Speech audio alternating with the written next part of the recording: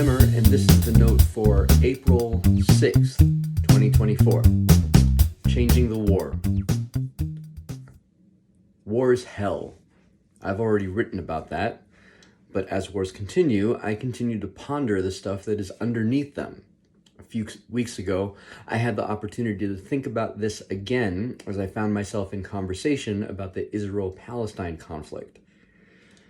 If you know me, you know that I have a particular way of navigating conversations around divisive topics. I listen, comment a bit, ask a question or two, then continue listening. I do this because most conversations aren't conversations at all. Instead, they tend towards just a series of statements where participants navigate agreement and disagreement rather than curiosity and generosity. In this particular conversation, there was something that came to the surface. The conflict was being described as tribal, discrete groups fighting against each other. But what was more striking for me was that the ideas being shared as ways forward were also tribal in nature. This, the framing of the tribe, is what I'm thinking through today. There is something profound about the framing of the tribe. Tribes are an inherent mode of organization for human beings. They are the primary way we have operated over history. We, after all, are social beings. We live in relationship. Individualism is a much newer phenomenon, and the hermetic life is a notable outlier here. While many conflicts might be framed as tribal, tribes aren't something that we can easily just do away with. Nor do I think we have to in order to solve conflicts. The idea of the tribe has many benefits. For folks on the inside of a tribe, there's an inherent sense of trust, safety, intimacy, and access to an experience of formation through immersion. For those outside a particular tribe, there are easy identifiers, group reputations, and clear boundaries. We come to know who we are by being immersed with others from our tribe. And we know who we aren't by encountering folks from other tribes. The lines are clearly defined, the boundaries set. This dynamic allows for areas of life in which we can more easily feel at peace within the tribe, and areas of life in which we might be more guarded when away from the tribe or interacting with another tribe. The formation of people and relationships into tribes has usually required at least two things: time and place. It takes a lot of time to make a tribe from scratch, a group of people who come to trust each other, feel safe with one another, experience intimacy in relationship, and are immersed in one another's lives. It also requires that people stay close to one another, literally and figuratively. Tribes have in the past been bound by geography.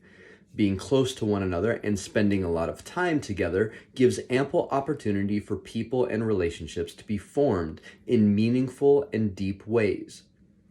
Interrupt either of these aspects of formation, time or place, and you potentially interrupt the growth of every aspect of the tribe. The bonds of trust, safety, intimacy, and process of formation through immersion will all look different. In today's world, the idea of formation by immersion is almost lost to history, as is being bound to a particular geography. We dip in and out of formative experiences, and many consider travel, even intercontinental travel, a right, not a luxury. Today, tribes means something more like a group of people who have something in common, experience less guarded relationships together, and maybe even want some of the same things out of life. It notably has little to do with the proximity we have to other members or the amount of time we spend with them. Even more insidious in this societal shift is the trend in advertising to leverage our tribal predispositions for the sake of brands cultivating customers. The idea of customer groups being formed as tribes has far-reaching implications if we take it to its logical end. Just replace Israel and Palestine with Apple and Android, or for a former generation, Coke and Pepsi. This is the dark side of tribalism. Clear boundaries and deep formation make for strong identities. Strong identities are inherently separate. This isn't a bad thing until boundaries are crossed. Without continual subversion of division, contempt, and anger, the crossing of a boundary can easily lead to violence.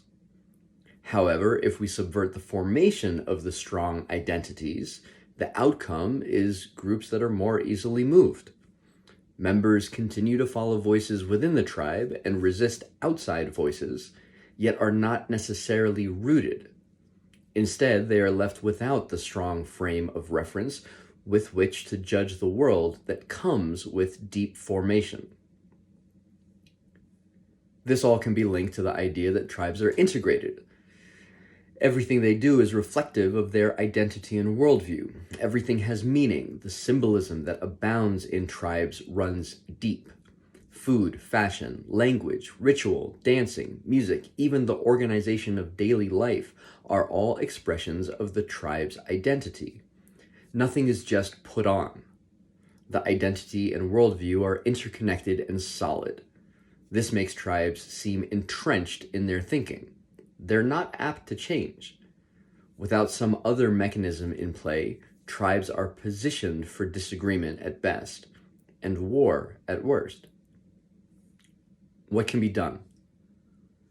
The frame with which we view an issue dictates the options we can see. A tribal frame will bring about a tribal solution. A tribal solution to a tribal conflict leaves the potential for another tribal conflict down the line. How might we interrupt this cycle? I think the shift is not a dismantling of tribal frames, but rather shifting the frame we use to solve the problem. Instead of thinking of the group, we might think about the people. If we think about the people, we might begin to think about love. If we think about love, we can begin to work out what love might look like in the smallest scale of relationship, one-to-one. What we do in the smallest scales is, after all, what will most likely be amplified in the group. Here we undermine the abstraction of identity. Instead of considering ourselves part of any particular group, we think of ourselves as part of a gathering of individuals with consideration for the persons we gather with. We need not judge our group reputation, let others do that. We only need to attend to the kinds of interactions we hope to have with one another. Something to consider. If we as individuals agreed to be forthcoming with one another about moments we felt crossed, we would have to find a way to navigate that crossing. We might agree to be honest in confessing the reality of the situation, be willing to change our thinking for the future, and stand for reconciling the relationship. This might sound outlandish for some at the individual level. After all, how many of us are very forthcoming with how we feel? Maybe that's a problem and not a feature. If we stood ready to be honest about our disposition and perception of a situation, our conversations would change. If we stood ready to change our thinking for the sake of a different, even better future, the potential for deep shifts would be dramatic. If we stood for the ongoing reconciliation of relationships, the crossing of a friend or neighbor would invariably lead to different outcomes. Now think of this dynamic happening in a small group, say 12 to 18 people. How about a larger group, about 50 to 65? Or even larger, say 120 to 150 people. What about this dynamic playing out in members from one group interacting with members from another group? This is the idea of internal renewal, even rebirth. Such a shift sets aside the normal identifiers of a tribe, like language, fashion, or geography, for much deeper ideas like honesty, repentance, and reconciliation. Notably, such shifts are nearly impossible to instigate through imposition. An individual cannot be forced to become an honest individual. While they may be forced to tell the truth in a moment, the shift to desire to be and ultimately become an honest individual is one that can only come through inspiration. Inspiration is fundamentally a mystery. Unlike emotions, inspiration can't be choreographed or manipulated. The only thing I have known to work on inspiration is imagination. Envisioning what a world of honest people would look like may prime one's heart for the inspiration to become one of those kinds of people. Envisioning what a world of reconcilers would look like might ready one's being to become one of those kinds of people. Envisioning such realities can be difficult. It can take significant effort to even begin to shift our attention towards such things. If imagining such realities feels impossible, don't force it. Instead, try starting with this question. Would you like to be able to envision such a reality? Start there. Be honest and see what comes next. While wars are very real, require real action, and have real consequences, ultimately the war we face is not necessarily with another person or group of people. If we want things to change, the war is with a world organized for continual destruction, and an imagination that can't envision anything else yet.